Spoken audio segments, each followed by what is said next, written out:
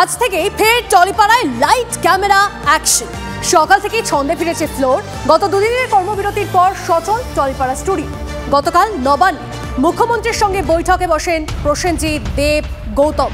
মুখ্যমন্ত্রীর হস্তক্ষেপের পর কাটল জ্বর। গতকাল রাত থেকেই কল টাইম পেয়েছে টেকনিশিয়ান অভিনেতারা। কথা বলবো সুচরিতা, আমাদের প্রতিনিধি আমাদের সঙ্গে রয়েছেন সরাসরি।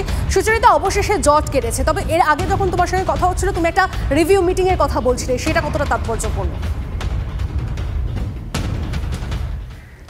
দেখো, এই রিভিউ মিটিং কিন্তু সত্যি তাৎপর্যপূর্ণ, কারণ এই যে সমস্ত ঘটনা, এই ঘটনাটা যেখান থেকে শুরু হয়েছে, পরিচালক রাহুল মুখোপাধ্যায় তার ব্যান নিয়ে এবং তাকে মেনে নেওয়া পরিচালক হিসেবে, সেই বিষয়টা থেকে কিন্তু এই জায়গায় এসছে এবং দুদিন কর্মবিরতি ছিল। এবার কর্মবিরতি উঠে গেল, আজকে সকাল থেকে বিভিন্ন জায়গায় শুটিং হচ্ছে। এই মুহূর্তে আমরা NT1-এ রয়েছে, এখানেও আমরা বিভিন্ন ফ্লোরে দেখছি কাজ শুরু হয়ে গেছে।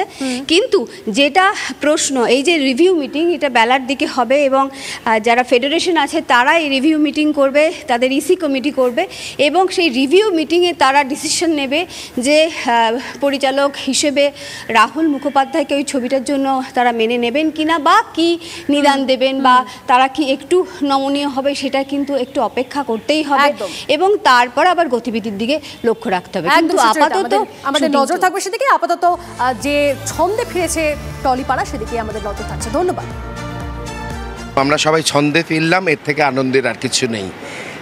ঘটনাটা হচ্ছে যে এটা তো আমাদের পরিবারের মধ্যে সবসময় মনোমালিন্য এটা ওটা হয়ে থাকে, কিন্তু আমাদের নিজেদেরই মিটিয়ে নিতে হয়। তবে যেই ক্ষতিটা, সেটা কিন্তু আমরা নিজেদের মধ্যে মেটাতে পারি না, এটা ইন্ডিভিজুয়াল ক্ষতি।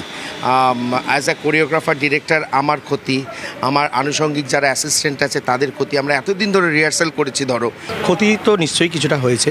শুটিং না থাকলে তো আমরা সেখানে নো ওয়ার্ক নো পে, তো ফলে যারা কাজ পায়নি, স্টুডিও সব কিছু, ইকুইপমেন্ট সবই সেই দুদিনের জন্য আটকা পড়েছিল, সেটা তো অবশ্যই ক্ষতি হয়েছে, কিন্তু সেটা আশা করা যায় রিকভার হয়ে যাবে। প্রেশার তো অবশ্যই, কারণ ব্যাংকিং কতদিন থাকবে আমাদের, তো আর সে 1 মাস 2 মাসের ব্যাংকিং থাকে না, 3-4 দিন ম্যাক্সিমাম ব্যাংকিং থাকে। তো এবার দুদিন শুটিং না হওয়া মানে আমরা দুদিন পিছিয়ে গেলাম।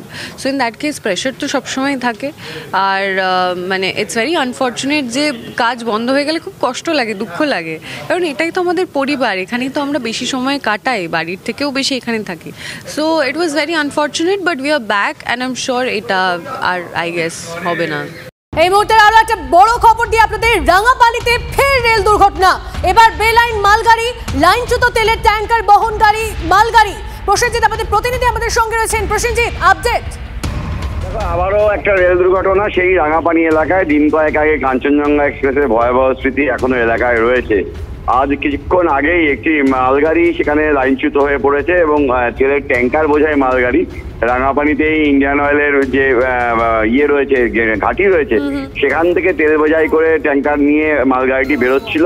আচমকা লাইনচ্যুত হয়ে পড়ে। এর যে এনজিপির সঙ্গে যে চলাচলকারী যে মেইন লাইন, যেটা লাইনের মেইন ব্লক, সেই ব্লক সাময়িকভাবে এই মুহূর্তে বন্ধ রয়েছে। রেলের আধিকারিকরা এলাকায় পৌঁছেছেন, মালগাড়িটিকে ফের লাইনে তুলে সেখান থেকে সরিয়ে নেওয়ার চেষ্টা করা হচ্ছে। বেশ, নজর রাখো প্রসেনজিৎ, ধন্যবাদ। এই মুহূর্তে যে খবরে আমরা নজর রেখেছি, রাঙাপানিতে ফের রেল দুর্ঘটনা। এবার বেলাইন মালগাড়ি, দেখতে পাচ্ছেন আপনারা, সেই ছবি দেখাচ্ছে আপনাদের TVNine বাংলা এক্সক্লুসিভলি। লাইনচ্যুত তেলের ট্যাঙ্কার বহনকারী মালগাড়ি। কিভাবে দুর্ঘটনা সেটা এখন অবধি স্পষ্ট নয়। রাঙাপানিতে এর আগে 17 জুন রাঙাপানিতেই দুর্ঘটনার কবলে পড়ে কাঞ্চনজঙ্ঘা এক্সপ্রেস। এবার রাঙাপানিতে ফের রেল দুর্ঘটনা। আপনাদের জানিয়ে রাখি, ফের রেল দুর্ঘটনা। এবার বেলাইন মালগাড়ি, লাইনচ্যুত তেলের ট্যাঙ্কার বহনকারী মালগাড়ি লাইনচ্যুত। এবার ওয়েদারের দিকে নজর রাখতে হচ্ছে, কারণ প্রকৃতির তাণ্ডব সেখানে চলছে এবং সেই তাণ্ডবে লণ্ডভণ্ড কেরলের ভেনার। ভূমিধসের জেরে নদীতে ভেসে গিয়েছে কেরলের ভেনারের একাধিক গ্রাম। শেষ পাওয়া খবর পর্যন্ত মৃতের সংখ্যা বেড়ে দাঁড়িয়েছে 143। আজ সব স্কুল কলেজ বন্ধ রাখার সিদ্ধান্ত। এই বিপর্যয়ে দক্ষিণের রাজ্যের পাশে দাঁড়িয়েছে কেন্দ্রীয় সরকার। যাবতীয় সহযোগিতার আশ্বাস দেওয়া হয়েছে। ধ্বংসস্তূপের নিচে এখনও বহু মানুষের চাপা পড়ে থাকার আশঙ্কা। উদ্ধার কাজে বিপর্যয় মোকাবিলা বাহিনীর সঙ্গে সেনা, উদ্ধারে বায়ুসেনার কপ্টারও।